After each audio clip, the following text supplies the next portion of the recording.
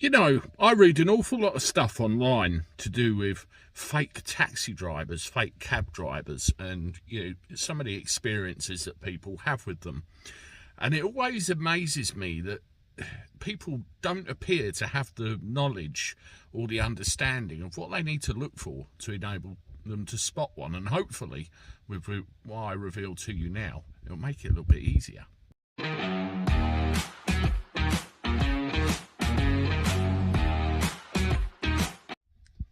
Hello everybody, welcome back to the channel. Hope you've had a good weekend. Let me know how it went in the comments below and that you're going to have a good day. That's the main thing, and I hope everyone's all right. Good to see you, and thanks again for all your support. Well, fake taxi drivers, this is quite a big subject and quite personal to me really, because it puts a bit of a dark stain on the whole industry. You see, cabbies. Everybody who drives a car for a living seems to be called a cabby. I'm referred to as a cabby. I'm not actually a cabby. A cabby is the name given to someone that drives the stereotypical London black cabs on the meter. I am a taxi driver, but I'm a particular kind of taxi driver called a private hire driver.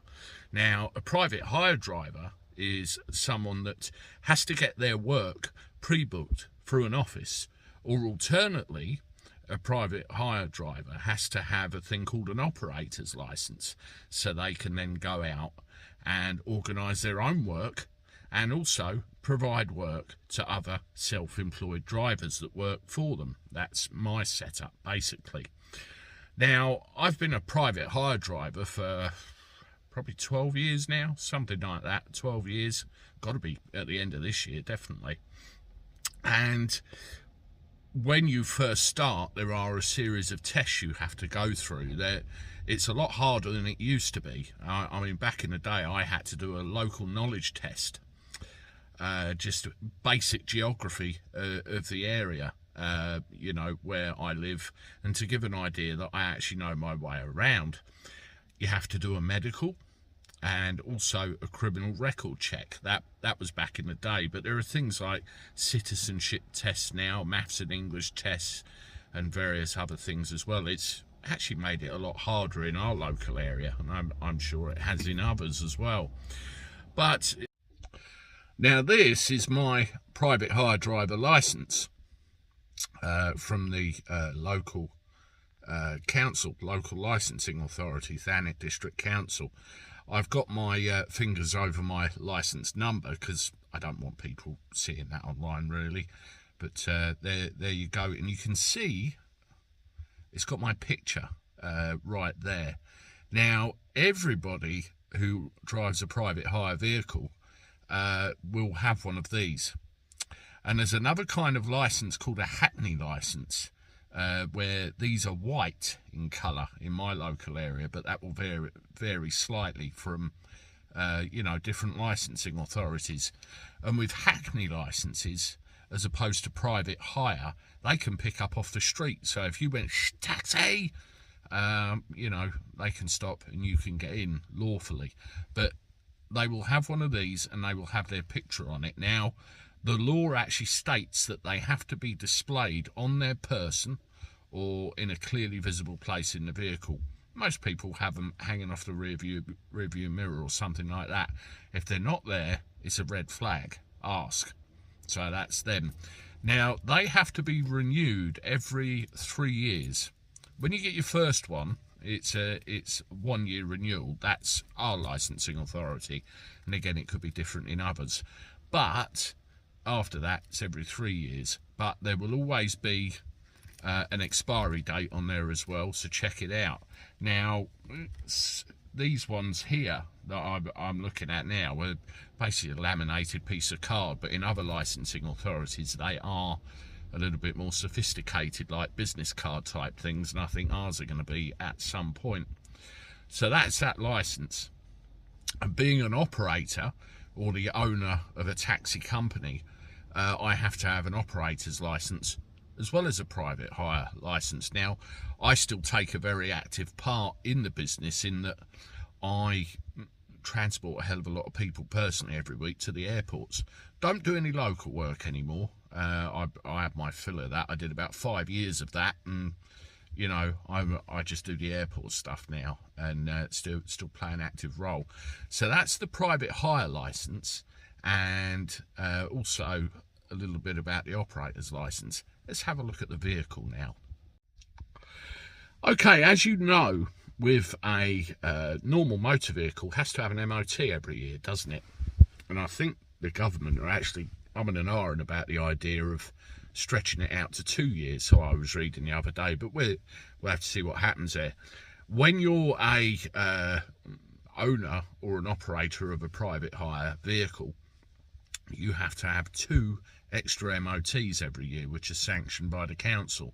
In our area, it's one in May and one in November to certify that that vehicle's safe, and it also has to be visually inspected every year as well to make sure there's not rust buckets driving around. A lot of licensing authorities now have age limits on the vehicles as well. They can only be a certain number of years old. That will come to mine eventually, but I know it's in a lot of other places. Now, to identify a private hire vehicle, there are certain things about it to look out for. Now, you'll have to excuse the mess. It needs a bloody good clean, granted. But every private hire vehicle will have this kind of thing on it. It will have the local licensing authority, and it will say private hire, or it will say Hackney on it, depending on the license. Now, these they vary slightly depending on the license authority.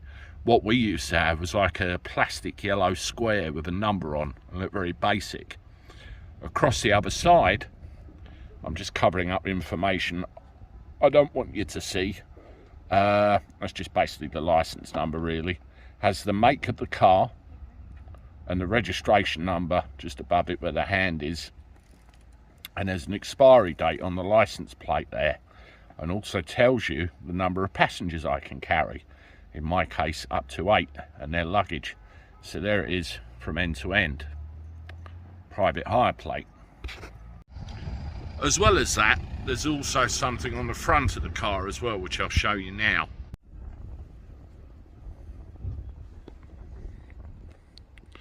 There you go. We have a little yellow sticker on the actual front windscreen, which is similar, or gives similar information to the plate on the back. You know, you've got the expiry date there, number of passengers, Thanet District Council, and private hire on there. Now, these are new. They used to just be a little white card inside the vehicle. So that's it. In summary, the driver has to be licensed and it has to be on display. If it's not there, ask to see it. You're entitled to see it. The vehicle has to be plated and checked twice a year. The driver has to have their license renewed every 3 years and a fresh criminal record check done. And then you've got the in our area, you have the card on the windscreen, but in some other areas, you will have a plate on the front and on the back of the car. It varies ever so slightly, but they're the key components to spot any genuine driver from a fake one. Always check the picture as well. That's something to look out for. Now, as I said as well, being an operator of a taxi company, as well as a cab driver, I have to have a certain other license called an operator's license to enable me to organise my own work. If I didn't have one of those, I'd have to work for one of the other operators in town, and I wouldn't want to do that. And it also enables me to give work to others as well. I hope that helps. If you've got any questions about it or want to know anything about it, let me know in the comments below. Or if you want me to do any other videos on this, again, let me know in the comments below. I'll see you soon with another. Toodaloo.